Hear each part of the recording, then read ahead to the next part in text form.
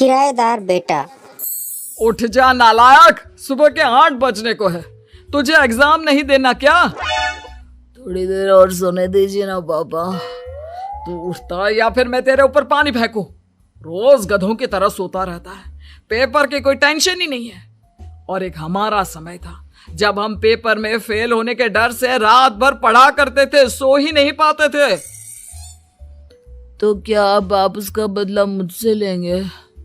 मैं 15 मिनट बाद उठ जाऊंगा, आप प्लीज जाइए, मुझे डिस्टर्ब मत कीजिए। इतना कहकर रौनक रजाई डालकर फिर से सो जाता है। तू ऐसा नहीं मानेगा, रुक मैं अभी पानी लेकर आता हूँ। बस फिर क्या था, फटाक से दौड़ कर गए और एक बाल्टी पानी लेकर आ गए और थोड़ा बहुत नहीं, पूरी एक बाल्टी पानी रौनक पर डाल देता है। ये आपने क्या किया पापा? अब तो उठेगा नहीं तो यही करना पड़ेगा ना। वैसे थैंक्स डैड, आपके कारण ना अब मुझे नहाने की भी जरूरत नहीं पड़ेगी।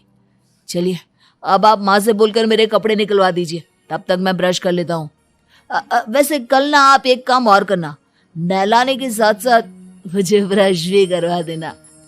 ये ब्रश करने में ना मुझे बहुत आलस आता है। रौनक की बातों से अरविंद का मुंह खुला का खुला रह जाता है। वो अपनी पत्नी कमला के पास जाता है और रौनक की हरकतों के बारे में बताता है, जिसे सुन उसकी पत्नी हंसने लगती है। तुम अपने बेटे को समझाने के बजाय हंस रही हो। रौनक बच्चा है, धीरे धीरे सुधर जाएगा। आप क्यों उसके पीछे पड़े रहते हो? अभी नहीं सुधरेगा तो कब सुधरेगा? 10वीं क्लास में है रौनक, वो अब कोई बच्चा नहीं रहा। अरविंद के इतना बोलते ही वहाँ रौनक भी आ जाता है।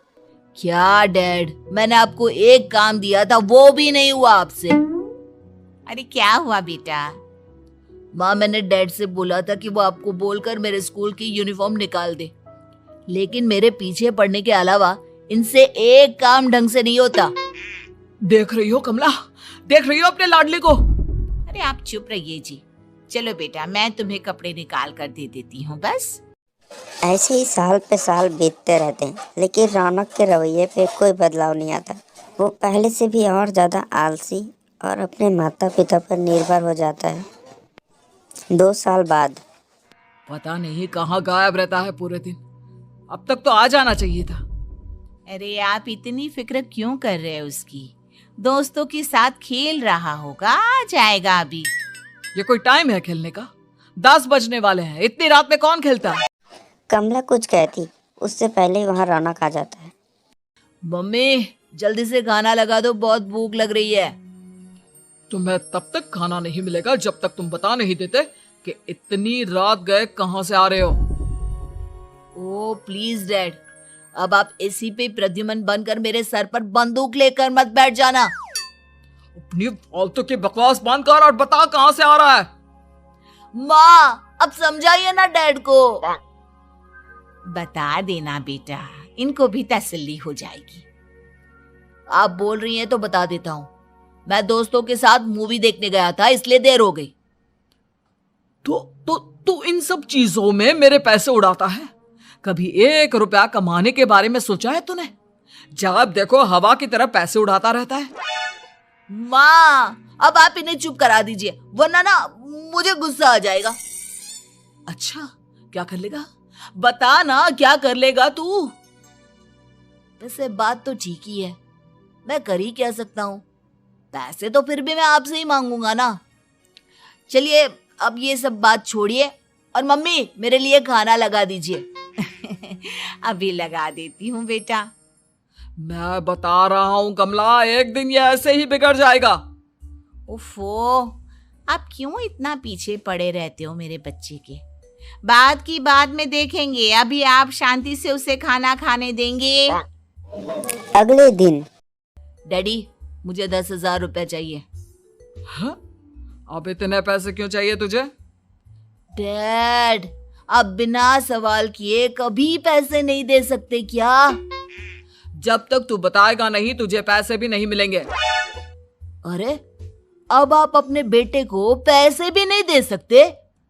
नालायक, तेरी उम्र के लोग नौकरी करते हैं और एक तू है जो नौकरी करने का नाम ही नहीं लेता कभी। आप लोगों के होते हुए भला मैं नौकरी क्यों करूं? अरे हम कब तक पैसे देंगे तुझे? तुझे भी तो अपने पैरों पर खड़ा होना होगा ना। कौन सा उधार के पैरों पर खड़ा हूं? अपने ही तो पैरों पर खड़ा हूं मैं। इसी तरह रौनक दिन ब दिन लापरवाह होता जाता है। उसकी लापरवाही को देखते हुए अरविंद और कमला उसकी शादी करने का फैसला लेते हैं और 1 महीने के अंदर अंदर उसकी शादी मेघा नाम की लड़की से कर दिया जाता है। शादी के कुछ दिनों बाद रौनक, मुझे एक अच्छी सी साड़ी चाहिए, आप ला दोगे ना?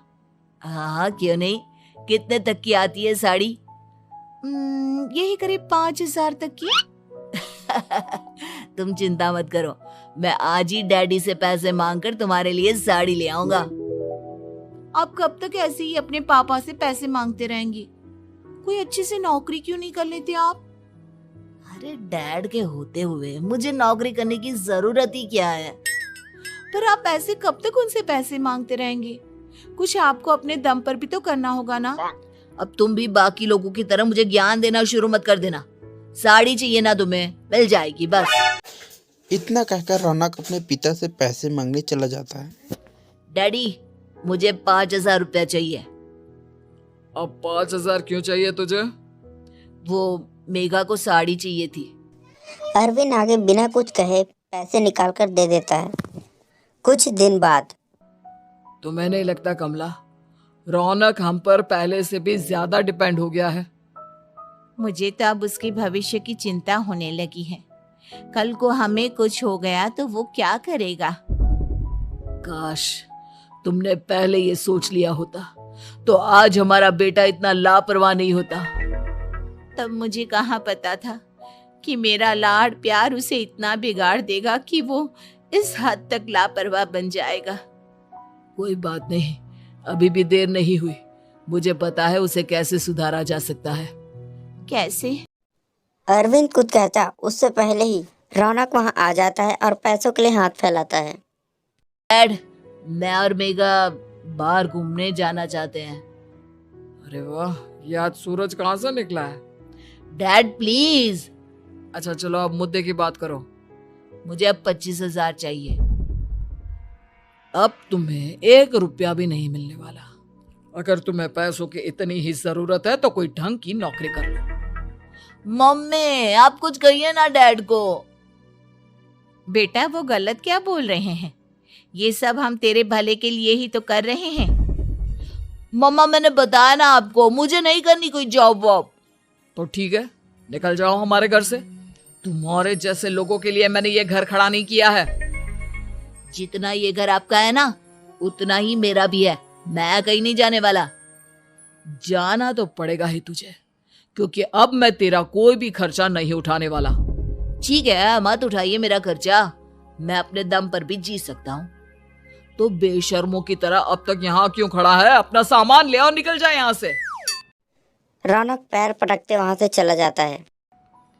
घर से निकालना जरूरी है क्या उसे? बिना पैसों के कौन रखेगा उसे किराए पर? अगर उसका भविष्य सुधारना है तो हमें अपने दिल पर पत्थर रखकर ये कदम उठाना ही होगा। दोनों बात कर रहते हैं, वैसे ही रौनक बड़ा सा बैग लेकर वहां पर आ जाता है और घर से बाहर निकल जाता है, लेकिन उसे दूसरे जगह कोई मुफ्त में रहने नहीं देता। अंत में थक हार कर वो अपने घर चला जाता है। क्या हुआ? थोड़ी देर पहले तो दहाड़ते हुए घर से निकला था, अब क्या हुआ? नहीं रखा ना किसी ने तुझे किराए पर? डैड प्लीज, मैं कुछ दिनों में कोई अच्छी सी नौकरी शुरू कर दूंगा। आप तब तक तो हमें रख लीजिए प्लीज। सुबह से रात हो चुकी है लेकिन कोई हमें रखने को राजी नहीं है। अब आप ही बताइए, इतनी रात को मैं मेघा को लेकर कहाँ जाऊंगा? ठीक है ठीक है, बहू की वजह से मैं तुझे घर पर रख रहा हूँ, लेकिन तू इस घर में एक बेटे की नहीं बल्कि एक किराएदार की हैसियत से रहेगा। 3 महीने है तेरे पास। इन 3 महीनों के अंदर अंदर मुझे तेरी पहली तनख्वाह हाथ में चाहिए, समझ गया? पक्का डैड, इन 3 महीनों के अंदर अंदर तो कोई बढ़िया सी नौकरी ढूंढ ही लूंगा मैं। ऐसे ही धीरे धीरे समय बीतने लगता है और अरविंद के लिए 3 महीनों में से 2 महीने बीत चुके होते हैं। पापा जी ने हमें 3 महीने दिए थे, जिसमें से 2 महीने तो बीत चुके हैं। अब ये आखिरी महीना बचा है। अरे तुम चिंता मत करो, आज मेरा ना 2 जगह इंटरव्यू है, दोनों में से कहीं ना कहीं तो जॉब लग ही जाएगी। अच्छा, ऑल द बेस्ट। जिसके बाद रौनक इंटरव्यू के निकल जाता है। फिर शाम को घर वापस आता है। कैसा गया इंटरव्यू? आपकी नौकरी लगी या नहीं? अरे पहले सांस तो ले लेने दो अच्छे से। बताइए ना, मुझसे तो जरा भी इंतजार नहीं हो रहा है। वो दरअसल बात यह है कि मेरी नौकरी तो लग चुकी है, लेकिन पैसे बहुत कम है। कितने पैसे हैं? 15,000। इतने में अरविंद और कमला मिठाई का डब्बा लेकर आ जाते हैं। बधाई हो बेटा। हम जानते थे तेरी जॉब जरूर लगेगी। लेकिन मेरी सैलरी बहुत कम है मम्मा। कम है तो क्या हुआ, धीरे धीरे बढ़ जाएगी। हाँ बेटा, हम तो बस चाहते थे कि तू अपने पैरों पर खड़ा हो जाए। मतलब अब आप मुझे घर से नहीं निकालेंगे? नहीं, ये सब हमने तुझे जिम्मेदार इंसान बनाने के लिए किया था। Thank you mummy papa. अगर आप दोनों ऐसा नहीं करते तो मुझे कभी अपनी जिम्मेदारियों का एहसास तक नहीं होता। आज आपने मुझे सिखा दिया कि इंसान का अपने पैरों पर खड़ा होना भी जरूरी होता है। इतना कहकर रौनक झट से अपने माता पिता के गले लग जाता है और अपनी कमाई की पहली तनख्वाह वो अपने माता पिता के हाथ में सौंपता है। इस तरह रौनक एक गैर जिम्मेदार व्यक्ति से एक जिम्मेदार व्यक्ति बन जाता है। अच्छा मासी, आगे फिर क्या हुआ?